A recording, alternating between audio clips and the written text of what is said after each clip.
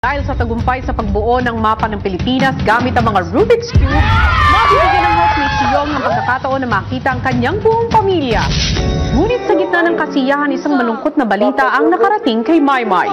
Wala na gamay.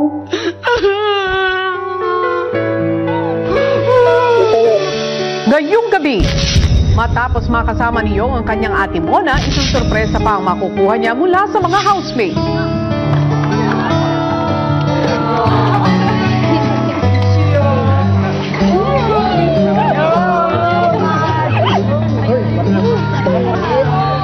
Subalit matapos ang masayang kaganapan, isa na namang nakakabigla at hindi naasahang pangyayari ang makakarating kay Edward tungkol sa kanyang pamilya.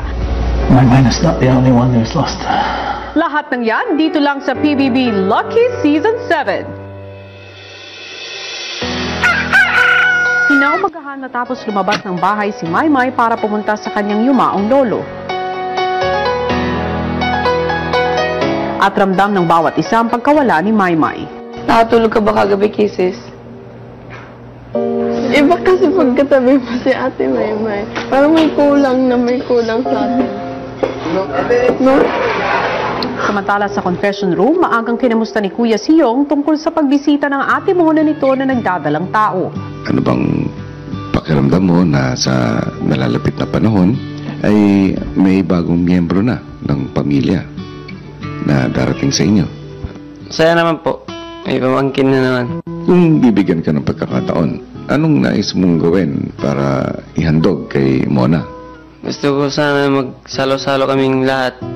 Kahit ano po yung, para yung bata po na welcome pag lumabas po. Gusto ko din po dito magsalo-salo po kami, mga housemate, para makaano din po sila ng parang sa salo-salo ng Muslim po ganyan. Dahil nga malapit na maging nanay si Mona, papahintulutan ko na magkaroon kayo ng munting selebrasyon dito sa loob ng aking bahay. Salamat talaga po, Kuya. Paglabas ni Yong, agad nitong sinabi kay Christine ang gustong handa para sa kapatid. Para lang sa ano daw, yung salo-salo sa anak ni Ate Mona. Surprise para kay Ate Mona. Okay. Tulad ng dati nang ikinuwento ni Yong sa mga kasamahan, galing siya sa isang mapagmahal at malaking pamilya. My father, namatay na. My mother, ang trabaho nila dati, indoors lang. Nag-stop ako ng pag-aaral, sumama lang sa kanya. Para sa pagkain. Sobrang close ko. Tatay. Nanay ko naman ngayon sa bahay lang may mild stroke. Pero okay naman, nakasalita. 17 kami magkapatid. Panganay namin ay walang trabaho.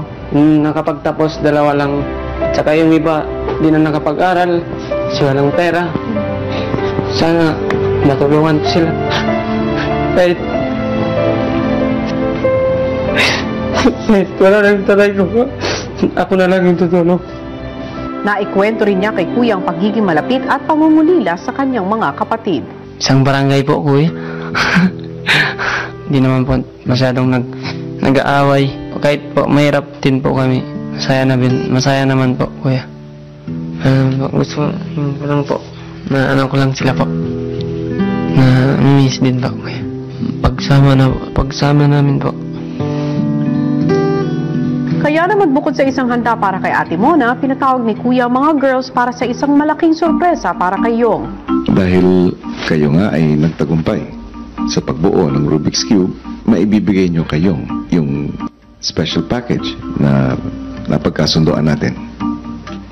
At ang special package na ito ay ang makita at makapiling ni Yong, ang kanyang ina, at iba pa niyang kapatid. Oh my God. Kaya lahat sila ay magkakaroon ng reunion dito sa bahay ko. Wow! Kaya na. Sa puntong ito, maaari nyo nang ipaalam sa mga boys. Pero, maliban kayong. Patago namang sinabi nila Christine at Heaven sa boys ang sorpresa para kay Yong. Tara, Christian, labas tayo. Sabihin ako sa'yo.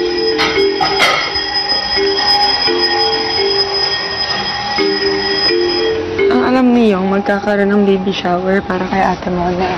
The reason behind it is they will have a reunion. The whole family? The whole family. That's the special package that Kuya said. Hindi niya pwedeng malaman. Ha? So, yan. Ang girls nag-usap sa girls' bedroom. Di ba si Yung katong family nga ka ng mga igsuon niya kay wa sila nga sila tanan? Hindi sila nagkakasama. Oh my gosh. Kasi masyado To be Masaya po ako kay Yung kasi dream come true na po para kay Yung po yun na magsama-sama po sila. Si Yong walang kaalam-alam na umaasa na makakasama rin ang ibang kapamilya. Ang nanay ko meron din. Galing ba? Sana nandito. Parang masaya. Masakit. Natanggap ko naman eh. Ang galing, housemate! Hindi kayo halata. Ilang sandali pa at sinimulan na ng housemates ang pag-aayos para sa handa ni Ate Mona. Hindi pag-decorate. Decorate. Nakaka-excite kuya kasi hindi niya po hindi po siya nagtithink twice ang iniisip niya po talaga si Ate Mona. So masaya po na yun, nagagawa po namin makapag-surprise and makapagtago for the meantime sa isa pong housemate.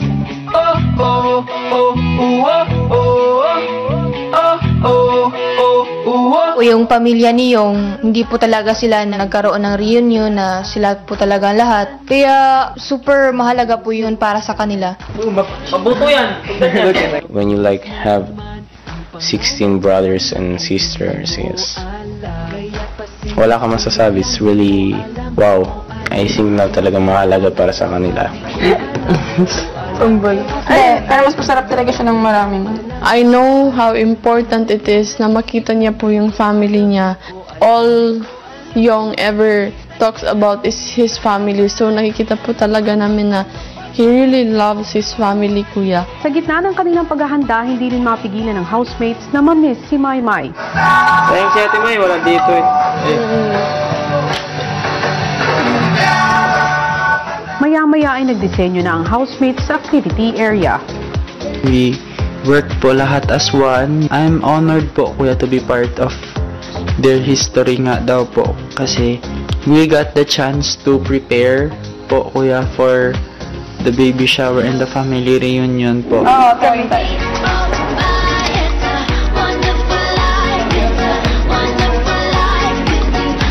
Si Yong hindi mapigil ang pagkasabik sa magiging handaan. Marami pong ginawa sa akin ng ate ko po na nalagaan niya din po ako dati. Gusto ko din po yung may balik yung pag-alaga niya po sa akin.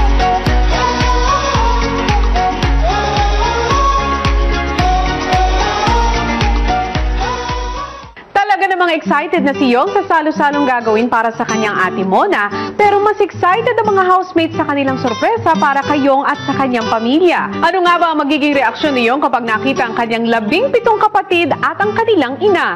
Narito, panoorin nating lahat. Habang naghahanda sa loob ng bahay, walang kaalam-alam si Yong na magkakasama na ang kanyang pamilya.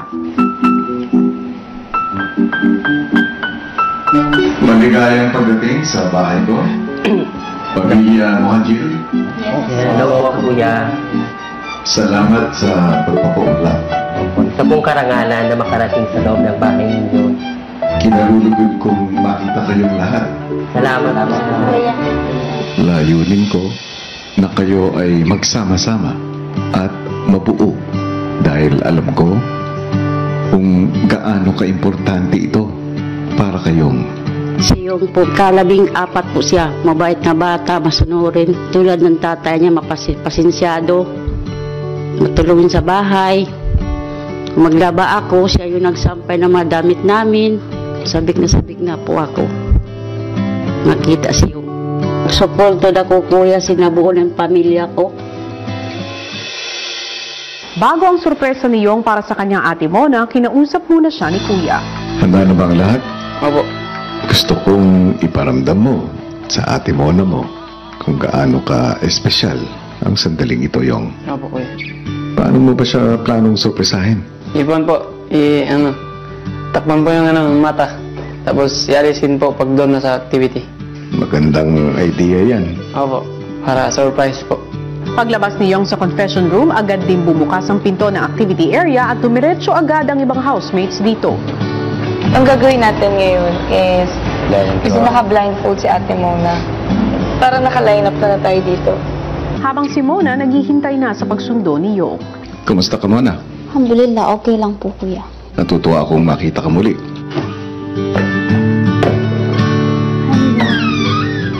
Tapos, kukunin niyo yung maligayang pagdating. Kaya ba? Kaya ba? Maligayang pagdating.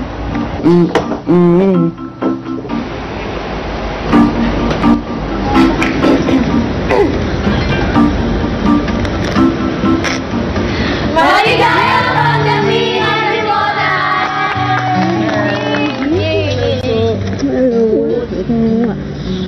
Ito po, Ate Mona, ang aming hinanda para sa inyo. Egg sandwich, Ate Mona. Gawa ng mga girls. Thank you. Ate Mona, ano ba gusto mong baby? Girl or boy? Any. Sa gitna ng selebrasyon para kay Mona, wala pa rin kamalay-malay si Yong na may malaking sorpresa na naghihintay para sa kanya. Christine, Heaven, pumasok kayo sa confession room. Hello po! Hello po! Ang dami dyan! Kasi ang dami po nila. Nakakatuwa. Kasi ngayon lang nakakita talaga ng 17 siblings. Hello po! Grabe, ang gaganda! Ang galing po, na kumpleto po talaga sila and parang super saya po. Tara na po! Yung po, let's go! Matapos sundin ni Heaven at Christine ang magkakapatid, kinausap naman ni Kuya si Yong. Yung, sa pananatili mo rito, sa loob ng bahay ko, na ipakita mo ang laki ng pagmamahal mo sa iyong mga kapatid. Opo. Nagkaroon kami ng kasunduan ng mga housemates mo. At dahil sa matagumpay nilang paggawa ng task, isang espesyal na regalo naman ang may bibigay nila sa iyo.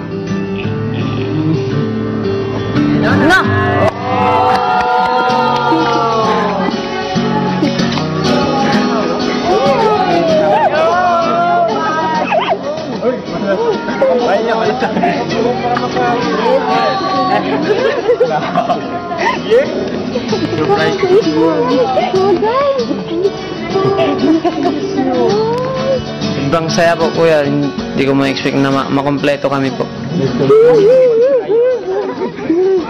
Nakakatuwa, kuya. I mean, kahit hindi mo kapamilya, the fact na nakikita mo siyang masaya, masaya ka rin. Ang laking pangyayari din po na nabuo sila kasi sabi nga po niyo, hindi po talaga sila nabubuo. Nakikita niya po lahat pero isa-isang dalaw. So syempre super saya po. Ilang sandali pa, pinakilala na isa-isa ni Yong ang kanyang mga kapatid sa housemates. Hindi ko talaga po makakalimutan na nabuo kami pong magkakapatid. Pasalamat din po ako sa mga kanila po na ginawa nila talaga po na yung lahat po ng makakaya nila po. Elis to? Dito si Elis. Iba yung feeling po kasi pag yung pamilya, pangarap ng papa niya po na magsama-sama po sila lahat. Even though hindi po sila laging nagkikita or nagkakasama po sa isang bubong, feel mo po talaga, kuya, na andun po talaga yung love nila sa isa't isa. Bakas na bakas po talaga sa kanilang mukha yung miss na miss nila yung isa't isa. Tapos masayang masaya po talaga sila, kuya. Bunso, ito ba yung bunso? Ito na, baby girl. 14 na. Yes, that's it. Baby girl. Hello po! Susunod!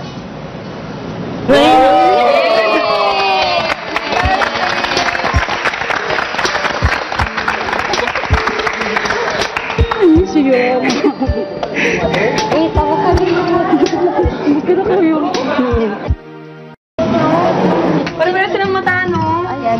Mukhang bukod siya. Sabay-sabay tayo lahat.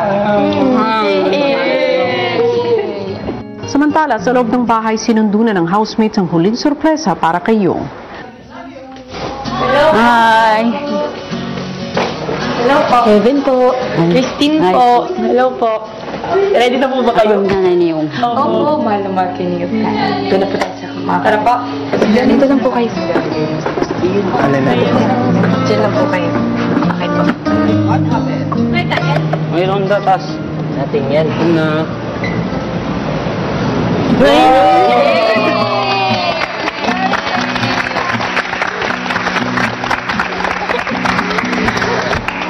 Sige.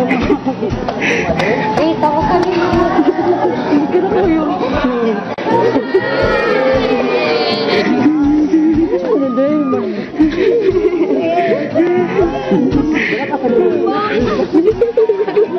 Huwag ka na may sabihin na. Uy, Milo na yung sabihin na. Nailo. Palingkuran nyo na, sabihin na, palingkuran na. Napaiyak ko. Kasi lahat po sila na ano ko po, na-miss ko po. Kala ko po, wala doon yung nanay ko. Kapatid ko lang. Hindi ko po na-expect na makompleto kami yung ganun. Dito lang po na nakompleto po sa bahay niyo po, kuya. Ating kapatid ang turo. First time Happy family.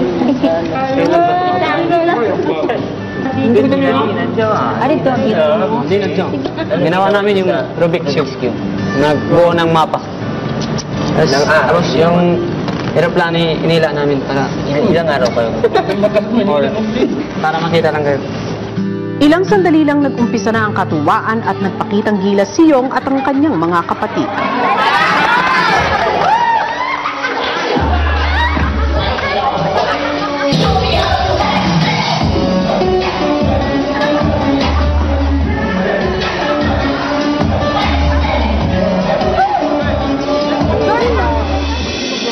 Para sa inyo lahat. Maunit ko kalubahan, Isang siya ay ko kakita, patanyadaran ko kakulangan. Ngunit mula sa katuwaan, naging emosyonal naman ang lahat ng inalaya ng isang awit ni Alkaiser ang kanyang yumaong ama. Back when I was a child, before life removed all the innocence, then up the stairs it would carry me, and I knew for sure I was I know I'm praying for much too much, but could you send back the only man she loved? I know you don't do it usually, but dear Lord, she's dying to dance with my father again. Sa pagbalik ng housemate sa loob ng bahay upang bigyan muli ng oras ang pamilya, si Yong naman inalala ang ama dahil sa awit ng kanyang kapatid. Thank you, housemate. Thank you. Thank you. Kahit wala na po yung tatay ko po, kinuha ko na lang yung picture po para kahit hindi na siya sa tabi namin, ano po, parang sumasama na din po sa amin. Kahit nasa taas, alam ko po na pinapanood niya po kaming lahat. Saya po, kuya, na yung gusto niya po na makumpleto kami, tapos nakikita niya ganun na sobrang saya po, kuya. Tulad kanina ng nanay ko po, hindi nakakasalita ng mayos, sa sobrang saya po na nakita niya kaming lahat nagsasama-sama, na buo yung pamilya.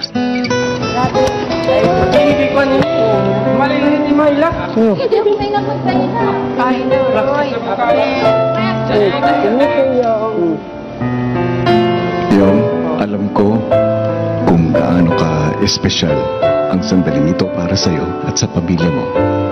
Ang makapiling silang lahat at mabuo kayo. At sa panahon na ito, na madadagdagan pa ng isang anghel ng inyong malaking pamilya, lalo pang mapagtitibay ang pagmamahal na nagbubuklod sa inyong lahat. Naway, sa patuloy na paglaki ng inyong pamilya, ay lalong dumami ang kaligayahan na dala niyo sa buhay ng isa't isa.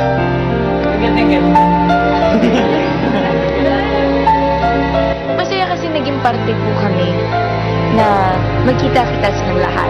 And siguro, they will forever remember it.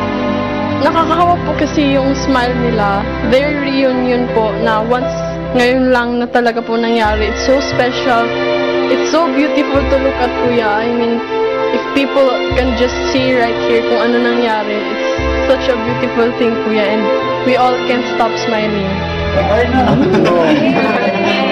Housemates, magpaalam na sa mga bisita at dali na sila, samahan na sila papunta sa confession room.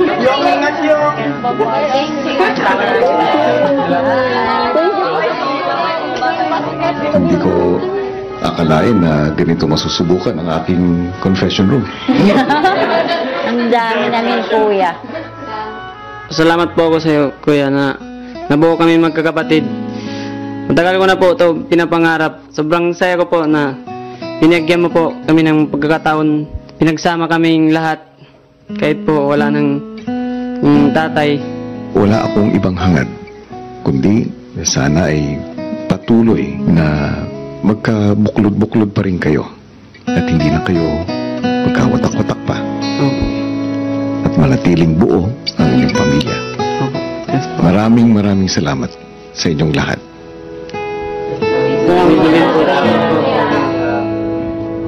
Yung, maaari ka na muna magpaalam pansamantala sa iyong pamilya. May eman ko. Kapesyo. Patong pa sa kami.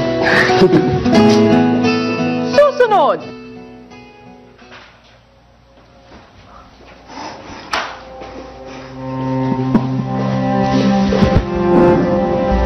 My man is not the only one who is lost. Grandma died on Sunday morning.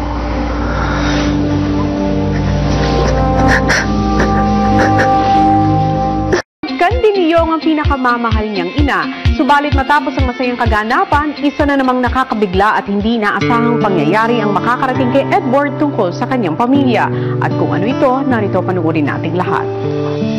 Kinagabihan, kinausap ni Kuya si Edward. Edward? Yes, Kuya. Kamusta ka? Good. Everybody's in high hopes. Like, everybody's happy at the moment. Especially Young. He's happy that he got to see his family. Everything's good. Everything's alright. Edward? Yes. Aside from this, I wanted to talk to you about something. Something very important. But this news will not come from me, but from another person. Okay. Kuya. Who?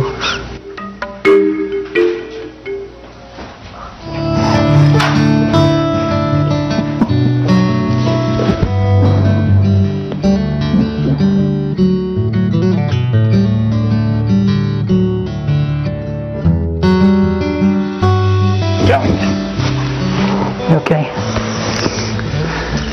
What's up? What happened? Well, you know what happened to my mind? Yeah. And you know she's not. You don't know whether she's coming back or not. Yeah? My mind is not the only one who's lost. Grandma died on Sunday morning.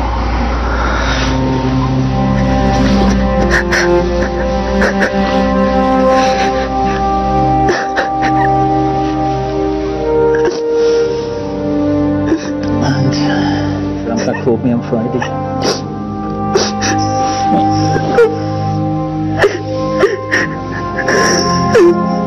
And you know what? The last time she smiled was, you know, she wasn't well now. You know how sick she was and how tough life was.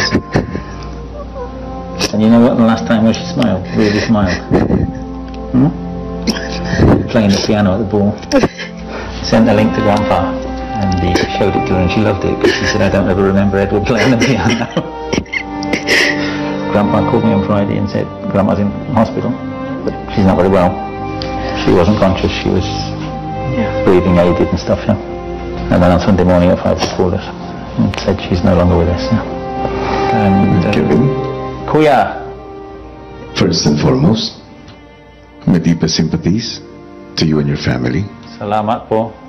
Thank you very much for coming over here and personally delivering the news to Edward. Okay. Time for me to go. You're going to be all right, yeah?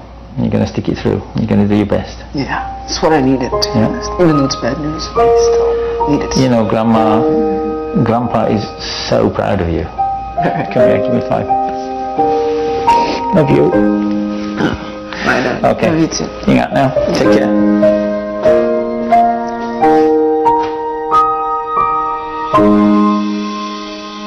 Edward.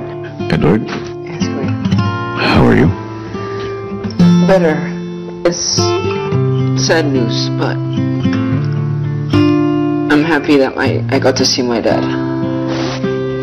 Thank you for that. Hits you hard, but means a lot. So, thank you for letting my dad see me. Family always comes first, Edward. Thank you, Kuya. Paglabas ni Edward sa confession room, My grandma passed away.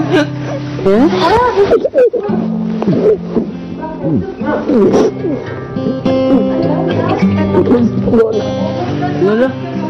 What happened? My grandmother passed away.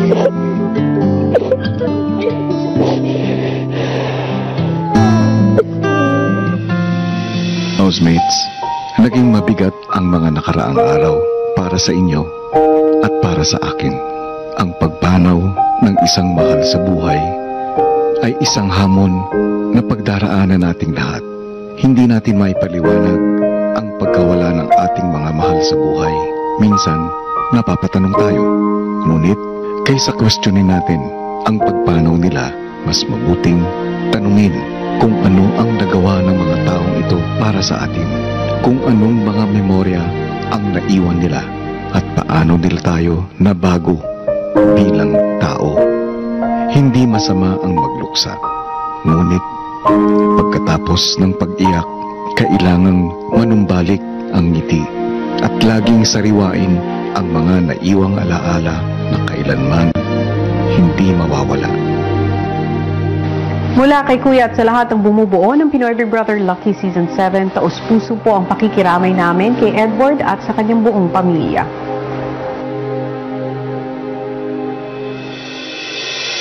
Abangan bukas! Sino sa mga nominado na Christian, Heaven, Christine at Rita ang tuluyan ng aalis ng bahay?